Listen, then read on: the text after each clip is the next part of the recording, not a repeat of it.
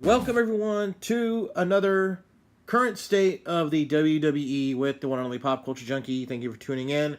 Now keep in mind this is my own personal opinions on everything that's going on currently in the state of the WWE, World Wrestling Entertainment, aka World Wrestling Federation, as I still like to call it, because I think the WWE is just ridiculous. It should always be called WWF, World Wildlife Fund. Hello, WWLF should be your abbreviation. Don't worry about what WWF says. Anyways, we are less than 12, 14 hours, I don't even know, removed from last night's insanely ridiculous Monday Night Raw. And I say that as politely and as PG as possible.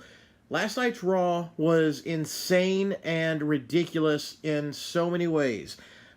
Why do they continue to force things that people don't want? Why do they continue to try to halt any momentum certain things are going on, and then say, you know what, people are responding really well to this, but you know what, we didn't choose that to happen, so we're gonna stop that. Let's redo this because I really want them to cheer for this. Even though they're not going to, I'm gonna make it to where that's my challenge. I'm gonna get that accomplished. And even though it's going to hurt things, hurt people's momentum, hurt their credibility, everything else, who cares? I want this to happen. That's Vince McMahon right there. I mean, what else do we have to go by? Okay, Vince McMahon is the one who makes all these decisions. He approves everything. And even though you got other people involved from creative, from the writers, from the producers, and the agents, and so many others, Vince McMahon, what are you doing, dude? I don't understand this, okay? So if you did not watch Monday Night Raw, you may not have a clue what some of the things I'm going to be ranting about, and I'm going to keep this as short and sweet and on point as possible. I may ramble on like I do sometimes, but if you've heard one of these State of the WWE videos from me before, you know I can just rant and rant and rant. And that's all I'm going to be doing. So anyways, last night I'm watching Monday Night Raw. And my wife watches it with me pretty much almost every week. She'll sit down and watch most of the show with me. She might play a game on her phone or read her book while she's watching it with me. And she'll casually look up and be like, why are they doing this? What is the point of this? So my wife does watch wrestling on and off for the most part. So she is pretty up to date on the stuff that's happening in the storylines and things that have happened over the past 4 or 5 years minimum. So she will be able to be like, hey, wait, weren't they just doing this before? Why is this person with this? Or why are they doing that? And I'll catch her up in case she may have, missed one little thing or two. And then at the same time, though, she's asking legit questions, as what a casual fan would do, is be like, wait a minute, why are they doing this and this and this? This doesn't make sense. Why are those people back? And I have to try to explain something to her for an answer, because I'm struggling to find an answer for myself. So it's like, well, honey, they think they can do this, they think they can get away with this, and that's that. And she'll just look at me like, that's so stupid. I'll be like, yeah, it is. So, okay, I'm going to go in no order here talking about what happened on Raw. So, we're roughly 2 weeks from SummerSlam, right? SummerSlam just happened about 2 weeks ago. And if you haven't seen my video review recap on that, it's on the channel. You can go check it out, and you can see what my opinions were on that show. But, of course, we've got a new Universal Champion. We've got a new Women's Champion on Raw. And we had the B Team retain the titles at SummerSlam. They're still the Tag Team Champs. And then, of course, Seth Rollins got the Intercontinental title. Okay, so those are our champions right now.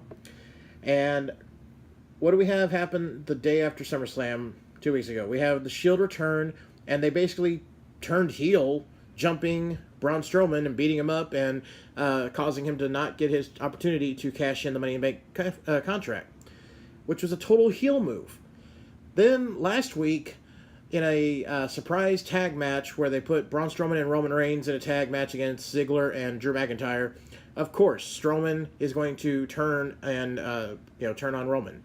Well, here's the thing. Earlier in the night last week on Raw, Braun goes to the back office, says, hey, you know what? I'm going to cash in my Money in the Bank briefcase at Hell in a Cell, so here's my briefcase. There you go. The tag match was already announced earlier in the night, though, for Ziggler and McIntyre versus Roman and Braun. So then we go later on to the main event, and it's Roman Reigns and Braun against Ziggler and McIntyre. And during the match, Braun is on the outside on the apron waiting to tag in. The whole time he's like, come on, tag me in and I'll finish it. Roman finally gets a tag, and then Strowman just stares at Roman, gets in the ring, beats up Roman Reigns. The three of them join forces and beat up Roman. So first of all, right there, if you were going to go ahead and do that anyways, if you were going to jump Roman in this match anyway, why not just hold on to that briefcase, cash it in right then, and get the belt? Why not? You look like a fool. And on top of that, as much as I do like Strowman and Ziggler and McIntyre, I like all three of them, and hey, as a stable or whatever they're going to be for the next few weeks or however long, it's great. That's fine. But you've built up Braun Strowman as this unbelievable, unbeatable monster who can flip 18-wheelers and ambulances and throw things and tear down entire staging backgrounds and whatever. Why does he need anybody? He's an unstoppable monster. He's the monster among men. You can't build somebody up to be this unbelievable monster and then be like, you know what, he needs a posse, okay? He's got to have some people to help him out now because the Shield has returned. He's been beating up Roman like crazy for over a year now. Anybody else he had in the match, whether it was Rollins or Ambrose, I'm sure he defeated them in no time. There's no reason to have him pair up with anybody else. He doesn't need anybody else, okay? So that was dumb. And then this past week, we have Strowman come out, and we have Ziggler, McIntyre, and everybody. We have Roman come out, of course, along with the Shield, and they get into a big brawl. And last night, that's how we started off Raw, was a big brawl with the entire locker room emptying out. I was trying to pay attention to as many people that were coming out that Baron Corbin's like, come on out, stop this brawl happening between these 6 guys. It totally seemed like they were just going to be setting up a 6-man tag match for some time tonight, you know, on Raw. It seemed like, okay, they're going to do a little pull apart, whatever, and then they'll announce like, okay, we're going to have the Shield against Ziggler, McIntyre, and Strowman.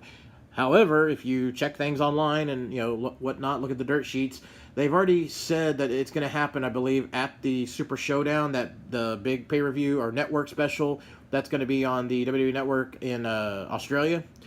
So I believe that's where the match is going to happen. So we got to wait a few weeks or a month or whatever till that's going to happen.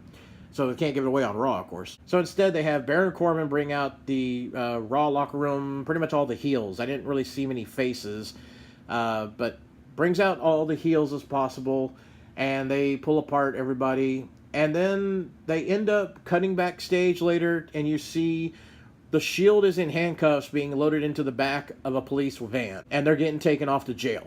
Okay, we first saw this happen on and off back during late 97, early 98 area when Austin would, you know, deliver a stunner to Vince or deliver a stunner to Sergeant Slaughter or the Stooges, and then he'd get arrested, and later on he'd show up, you know, out of nowhere and attack somebody, and then he'd get arrested again, taken back to jail, whatever. And that was awesome when it first happened 20 years ago. And I know we've got a different audience nowadays, okay? The people that were watching 20 years ago, not all of them are still watching today, and there's a whole new audience now that's never seen something like that. They didn't grow up with the Austin era where you did have an outlaw that was getting, you know, held against his will, you know, arrested and whatnot for defying the authority. So I get that you can do that again, okay? It's been 20 years. A lot of people that are like the hardcore fans from the Attitude Era that still watch to this day are complaining about it because they've like, oh, we've seen that before. Right, but there is a new audience. You gotta, you know, understand that. Okay, so the Shield has been taken to jail, and during the rest of the next couple hours on Raw, Corey Graves keeps telling us that he's getting messages from some lawyer that the Shield has been brought in front of a judge and being read their, you know, what they're being accused of, what their crime is, and so forth. And we're getting updates as the, basically, I guess, trial is going on at this time. Now, let's think real quick. What was Monday? That's right. It was Labor Day. The day where every courthouse in America is closed. Did they not have one person in creative going, hey, you know, today's a holiday. Do we really want to do something involving criminal law where there's no judges, no courthouses being opened, anything like that at all? No, of course, that just completely was something they could not think of. Or, you know, if they did, they're like, they're not going to worry about that. They're not going to notice that. Well, we did. So, yes, the Shield was being brought before a judge on Labor Day at 7:30, 8 o'clock in the evening. Yes, what court is open at that time on Labor Day? Please explain that. Let's cut it forward to the end of the show. We have a main event match announced. It's going to be Braun Strowman against Finn Balor. Originally, it was going to be Baron Corbin, but they changed it because he's like, oh, I got too much to handle, too much business to work. So, yeah, I've got too much on my plate. So, you're going to fight Strowman. Now, here's the thing. Strowman has destroyed everybody he's had matches with in no time at all. And this match went way too long. Even though it's Finn Balor, and I'm a big fan of his, come on, he should have squashed Finn Balor in no time, being the, quote, monster among men. Unless now that he's got his posse of McIntyre and Ziggler, who were ringside during the match, it's like, oh, now that I have these guys, I'm not as strong, so I have to have the guys help me, and the match won't, be over so quickly. Well, of course, the match keeps going, and then finally Strowman gets the win, I believe. He power slammed Finn Balor and got the win. And as Ziggler and McIntyre and Strowman are celebrating, all of a sudden we get a police siren, and I thought Scott Steiner, Big Papa Pump, was making an appearance. I heard the siren, and I'm like, oh my gosh, here it comes. Holla, if you hear me! And here comes, Scott Steiner. But no, instead there's the same police van that the Shield was locked up and taken away in. It's backing up into the arena next to the entrance. The driver's side door opens, and here comes Roman Reigns coming out, and the whole crowd boos. Again, Vince, it ain't working, okay? As soon as they see him without anybody else, they're booing. Then the Shield music hits, and then out comes Ambrose and Rollins from the back of the van, and then the crowd cheer. Of course, why? Because they like Rollins and Ambrose. So the Shield comes over to the ring, they start to fight, and then here comes the entire locker room again. And this time, they beat the hell out of all three members. They beat up everybody. They beat up Ambrose, Rollins, Reigns. They leave them lying in the entranceway of the ramp there, with the entire locker room just staring down, looking down at them. So I'm guessing, again, they were like, we got to find some way to get, the crowd to be into this. So let's just have the entire locker room beat the crap out of the Shield, and that'll give them pity, right? No, it's not going to work. I guarantee you it's not going to work, okay? They're trying so many different things to try to get Reigns cheered. It's like, no, it's not going to work. Just give it up. So that was weird. And on top of that, the crowd was mostly cheering for this to happen. Whenever they were beating up Roman, especially, they were cheering for it to happen. They're a little mixed up because they don't want to cheer for Rollins and Ambrose getting beat up because the crowd likes those guys. And those guys should be getting their own singles runs. They should not be having to, stop any momentum they've built up over the last couple years since they went, and split up the Shield. They should be allowed to go off and do their own runs for the IC, for the world title, etc. I mean, hello, Seth Rollins is the Intercontinental Champion. He should be doing his own thing, having lots of great matches with other guys, and not even bothering with the Shield stuff. Ambrose just came back, a week before SummerSlam, looking super jacked and ready. I mean, he's got a great new look to himself. He needs to be doing something else. This should not be the first thing he's doing when he came back, especially having him just be ringside at the SummerSlam match. He didn't do anything that night. It was just bizarre. Okay, let me calm down for a minute. So, that was the Shield stuff. That was one thing right there. Also on Monday Night Raw, we had Elias in the ring. Here comes Alexa Bliss along with Alicia Fox and Mickie James. Alexa Bliss, former women's champ, is going to be challenging Ronda at the Hell in a Cell pay-per-view to get her title back. Mickie James, of course, has been her sidekick the whole time. And poor Alicia Fox. Every time she is in any kind of match, she doesn't get any kind of ring entrance at all. Mickie James comes out with Alexa, and she'll sometimes get her music played and whatnot. If she's going to have a match, she'll have her music played. Poor Alicia Fox, nothing. No love for her. Then we have Ronda Rousey come out first, and then here comes Natalya, and Natalya gets her music. So again, what is it about Alicia Fox? They're just like, just walk out with whoever, who cares about your music? So the match on Raw was Alexa Bliss versus Natalya, and Alexa Bliss gets the win with an armbar submission on Natalya, and Natalya taps. Thought that was kind of weird. I mean, it's been only 3 weeks roughly since the loss of Natalya's father. I really thought Natalya was going to take off some more time and then come back, after a little bit of a grieving period. But hey, she is a very strong person for still going up and keep going. So more power to her. But of course, they got to keep the storyline going with her and Ronda being buddies, which I'm sure is going to lead to Natalya turning on her at some point. So before I continue on this part, let's back up a little bit more. So earlier in the night, the opening match was the return of the Bella Twins, who have not tagged in over 3 years, is what they were billing it as, to face the Riot Squad. And so basically the Riot Squad was pick to job to them, because who else are you going to have job to them? Okay, they're so limited on the talent as far as females go that you don't have anyone else that's going to job to them. Okay, they've been jobbing to Sasha and Bayley, so now it's their turn to job to the Bella Twins. And my God, this match was horrible. Brie Bella has no right ever attempting a flying body press. She attempted one body press towards the one side of the ring, where it was obvious she was going to attempt to fly through the ropes, and she was supposed to be hit by, I believe, Liv Morgan. And the timing was just way off. Basically, Brie goes to the middle, between the top and the middle rope, and she's basically laying across the rope and waiting to be punched. She wasn't even stopped. It was like, just keep going and then get hit. So the timing goes off on that one. Then later on in the match, she goes to fly through the ropes to land on Sarah Logan and on Ruby Riott, and she completely botched it. It looked like her knees hit the second rope as she was going through. She pretty much almost landed flat on her face, and the Riot Squad members outside tried to just pull Brie on top of them to make it look like she still landed on them, which that looked bad too. That was just horrible. I mean, let's just call it what it is. The Botched Twins do not belong in the ring anymore. I never was a fan of theirs as far as their wrestling goes. They're nice to look at, sure.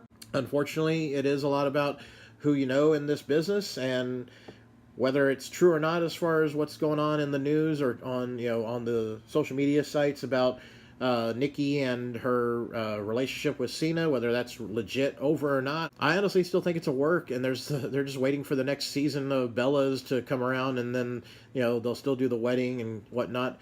I don't know. I just don't see this actually being legit, but I'm waiting to be proved wrong. So that match was horrible. So yeah, I mean, right there alone. Then on top of that, on Raw, we have the return of Chad Gable and Bobby Roode. That's right. We haven't seen these guys on TV much. And what do they do with them? They put them together in a random tag match. Why? Why do you have Bobby Roode in a tag match? Chad Gable could actually be a great star on his own. If you were going to just put him back in tag matches, why'd you ever break him up with Jason Jordan? There was no reason for Jason Jordan to come to Raw and do the whole stupid Kurt Angle's My Father, whatever. Oh, that was so horrible. And now he's not even possibly coming back because I think his injury is beyond where he can come back. I don't know. That's the last I've heard. So Gable and Roode tag against the Ascension, and this match also dragged way too long. The Ascension have been complete jobbers for how many months or year now, especially with all the stuff they did on SmackDown with the Fashion Police. Yeah, I'm not sure where they're going to go with this. I cannot actually see Gable and Roode being tag team champions. Come on. So there we have it. We've got Bobby Roode and Chad Gable in a tag team match, and they're hyping it up, saying like, oh, these guys could be contenders for the tag belts. Speaking of the tag titles,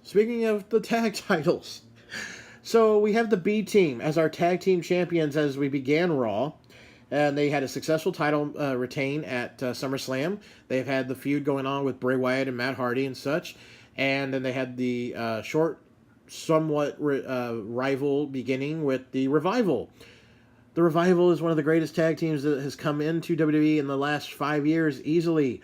They are so good. I've seen them live at NXT shows. They put on an incredible match. About 3 years ago it was. I can't remember. My wife and I went to an NXT show. It was just a house show here in Houston, and it was the Revival versus Gargano and Ciampa. And oh my gosh, that match was incredible. And yeah, the Revival should have come in as a strong tag team. They remind me so much of the Brainbusters. I know a lot of people see that comparison, but they remind me a lot of, two guys that can just go in and work a great match, tell a great story.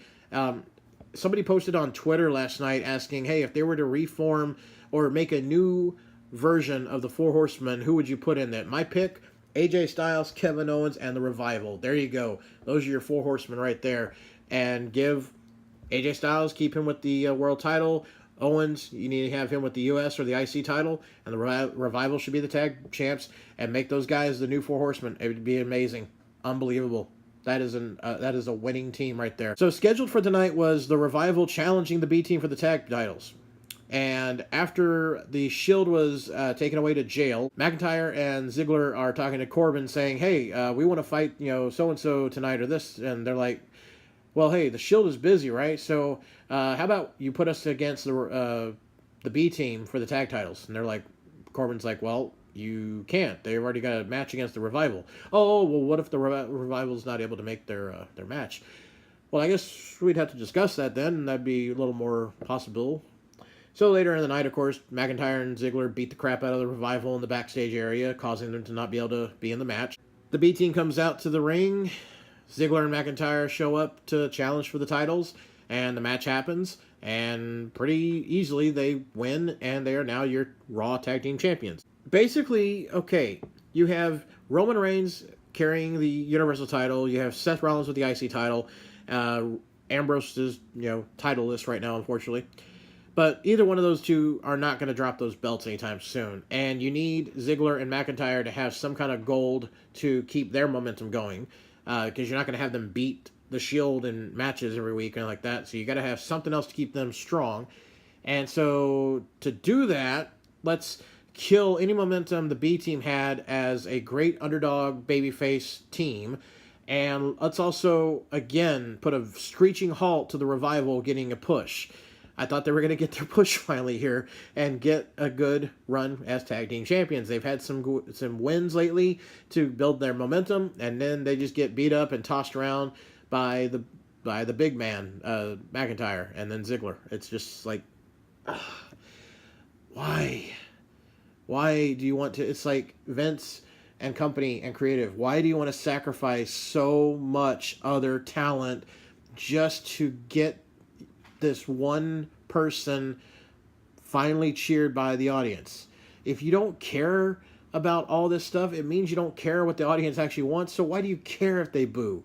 It's obvious it's not going to work. We've seen you try every single thing possible, and no matter what town you go to, you're still going to get that 20% booing of the Roman Reigns project. It's just not going to work. Just give it up. It's painful to watch. It's more painful for someone like me because I've watched wrestling for over 30 years and I know how damn good it can be, and I've seen amazing talent that can actually carry a show, carry a match, carry a title, and it's just ridiculous. Enough is enough. So we have the B team lost their momentum. Revival, who knows what's going to happen with them. I'm sure they'll get to challenge some kind of non-title match at least to get some kind of comeback. But again, that's heel tag teaming against heel. It's like B team. I'm sure they'll get the rematch next week, but they're gonna get squashed again probably. Maybe the Shield interferes, just causes a DQ. Who knows? So where do you go from here? Okay, I mean, on top of that, Rollins is IC champ, so who's going to challenge him for the title now? Ziggler and McIntyre have the tag belts, so they're going to be facing tag teams, right? Unless they're just going to be carrying the belts while they continue this feud with the Shield. Why would you go back to having Reigns and Rollins as tag champs? Or, I mean, we had Ambrose and Rollins as tag champs already, so maybe we'll have Ambrose and Reigns tag champs this time. We got to have all three of them tag with each other at one point as champions. I don't know.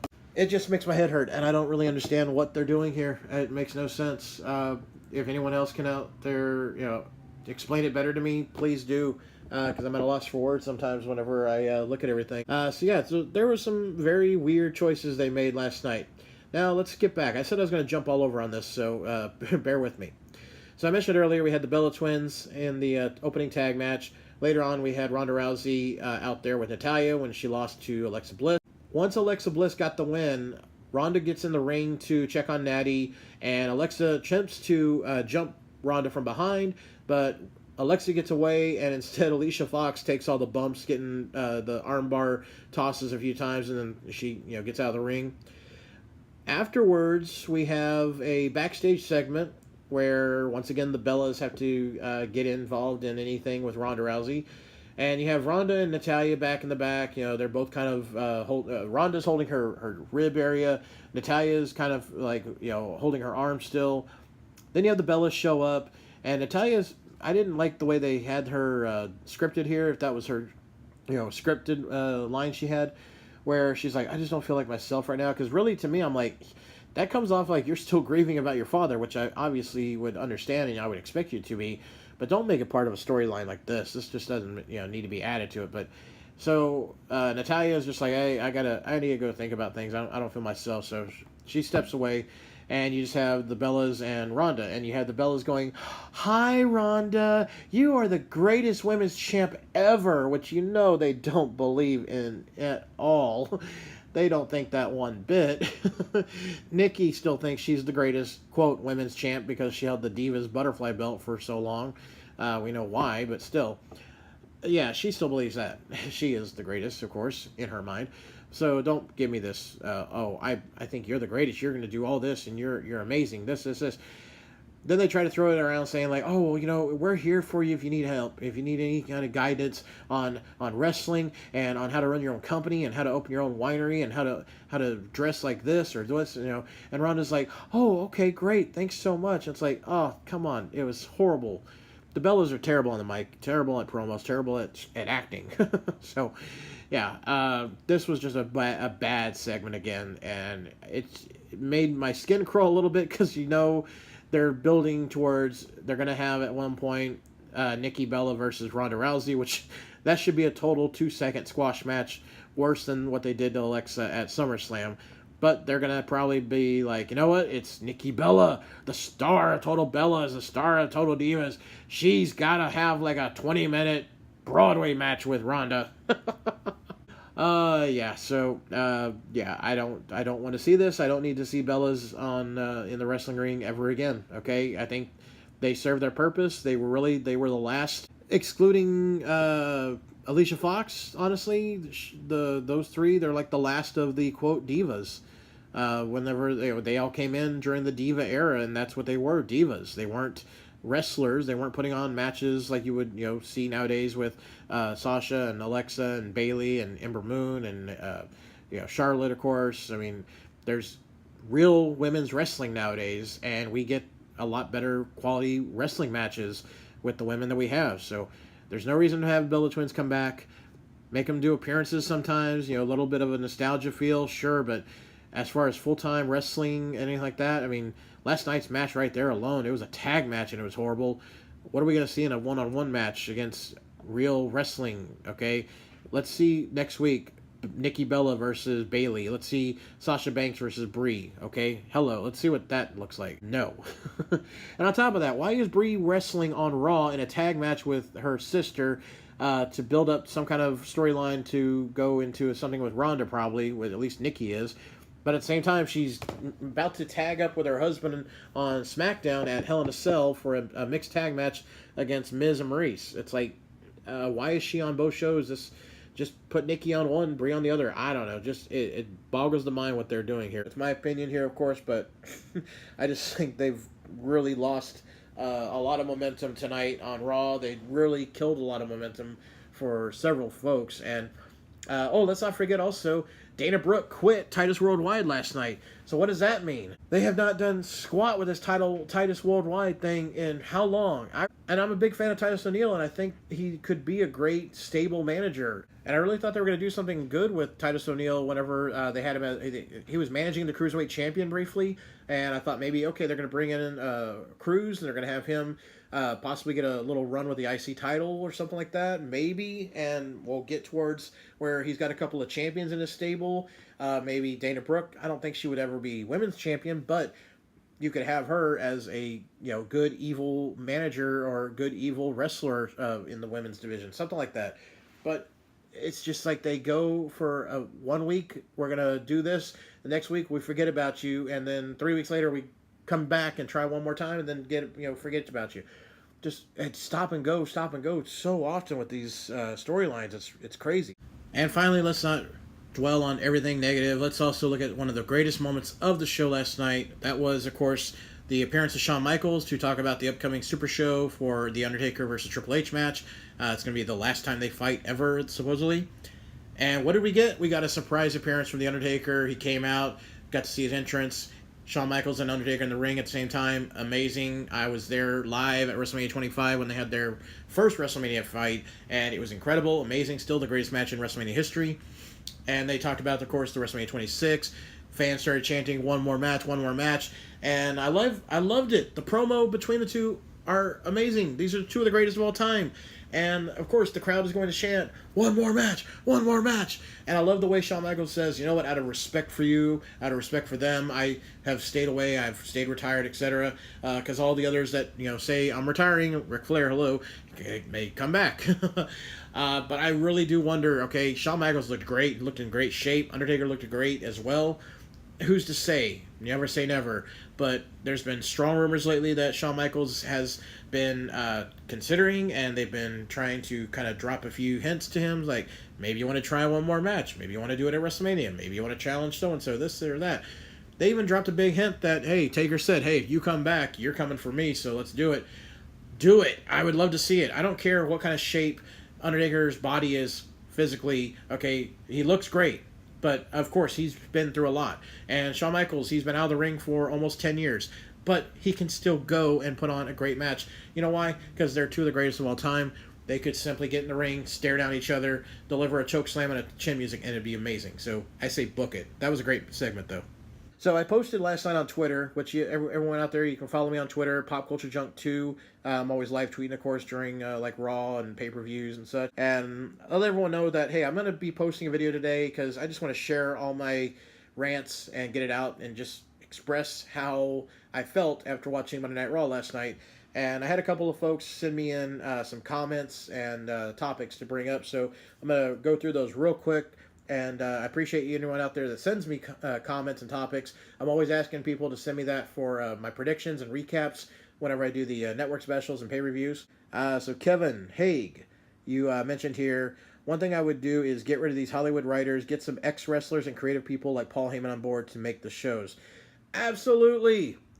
How many times do you hear when you see like shoot videos or go to podcasts and listen to ex-creative writers and producers and so forth that worked for WWE for a year or two, whatnot, and they'll share with their experiences, and they'll say like, oh, I came from television, I came from Hollywood, I came from broadcasting for ESPN or this or that, whatever. And you're like, well, what kind of wrestling experience do you have? Oh, I watched it when I was a kid, maybe. I got bored of it and didn't really keep track of it for the last few years. Then I got the job, so I had to start watching it again. It's like, well, if you're not a fan, how are you going to make the show any good if you don't even know what's good? Like, what makes a show good? So absolutely, you got to get rid of these writers that have no experience when it comes to the wrestling business and no appreciation for it. If you can't appreciate it, how are you going to care about making it good? You're just going to, again, be another, quote, yes man, where Vince says, all right, what are we going to do? Hey, Vince, how about this? I love it. But the fans aren't going to like it. I love it. You're awesome. Okay, well, we're going to do it because Vince likes it. Okay. Question him. Vince has said many times he wants guys that question him and will actually challenge him. And when you don't, then okay, why bother? You're not challenging me. I don't need to do anything about it. So absolutely, you got to get rid of writers and creative people that have no knowledge or passion or anything for the business. That includes a lot of the on-screen talent as well that don't have a lot of passion. They're just there to collect a paycheck. Randy Orton. So yes, got to get rid of these people that are not actually there for the wrestling business. That's what hurts it. That's one of the big reasons that it is what it is now. Josh Floberg mentioned WWE had a big opportunity with Kevin Owens' face turn, but blew it. Oh, absolutely. I didn't bring up Kevin Owens. So Kevin Owens last week, after having a great match against Seth Rollins for the IC title, I really thought he was going to get the belt. He cut a promo afterwards, just sitting in the ring, and got on the mic, and he just said, I quit, and he walks out. That was only 1 week ago. They could have done so much with this. You could have had him show up at All In, of course. You could have had him do that. You could have waited and have him show up at an NXT show and make him think, oh my gosh, he's going back to NXT. He's going to get the NXT title again. And that would be amazing. Okay? Incredible. As much as people think, oh, well, that's like the minors versus the majors. No, it isn't. Okay? NXT is incredible. If you haven't watched an NXT show, especially a TakeOver show, you're missing out. That would have been awesome. Why not have Kevin Owens doing a whole bunch of stuff on social media for a good 3, 4 weeks, 5 weeks, 6 weeks, making you think, oh my gosh, is he jumping to Ring of Honor? Is he jumping to this? Is he going to do this? What's going to happen? Or have him just show up at ringside a few weeks later as a fan in the audience, and you're like, what is this? Get people talking and thinking. But again, Vince is so impatient at saying, well, you know what, we got to hurry up and put him back on camera. We got to do this, or the audience ain't going to do this. they're so afraid of long-term booking right now. They want to just shoot everything within 3 weeks and then start something different. Why can't we have a long storyline drawn out? Why can't we have something like that anymore? There's no reason to go against it. You got 2 different brands, 2 different shows right now. The stars are only on 1 episode a week. You don't have to worry about multiple, shows or appearances. There's so much possibility, and you have so much talent on both shows. You're not going to miss out on one guy getting a long storyline push. Hello. This is a bad example, bad comparison probably. Let's go back 20 plus years. How long was Sting not wrestling whenever he started doing the crow gimmick and he's just up in the rafters, and the whole time we're watching Nitro and you're going, what's he doing up there? Why is he up there? When's he going to come down? What's he going to do? When's he going to wrestle? Is he going to fight the NWO? Is he going to fight Hogan? Is he going to join the NWO? What's going to happen? Let us have some suspense. We need it. So yes, absolutely. They totally screwed it up because they had Owens just show up last night and interfere in the god-awful, horrible Bobby Lashley, Jinder Mahal segment. And how many times did Bobby Lashley have to go, my man, my man? Oh, my gosh. We got to give him a catchphrase? Is that what they were thinking? I don't know. It was horrible. But he attacks Bobby Lashley, does the powerbomb to the apron, and I'm sure it's just going to lead to a match at Hell in a Cell where, sadly, of course, Lashley's going to win because they want to push the big man. And it ain't going to work. Let's see, Josh also mentions, why is Drake with Authors of Pain? Sadly, it's because Paul Ellering didn't want to go on the road, from what I heard. That was why he stepped down as as being their manager once they came up to the main roster. I honestly think they should have just paid him an extra amount of money and said, you know what, just show up for Raw. Once a week, get on a plane, come to Raw, and that's that. Would have been fine. And then, once a month, you show up for a pay-per-view.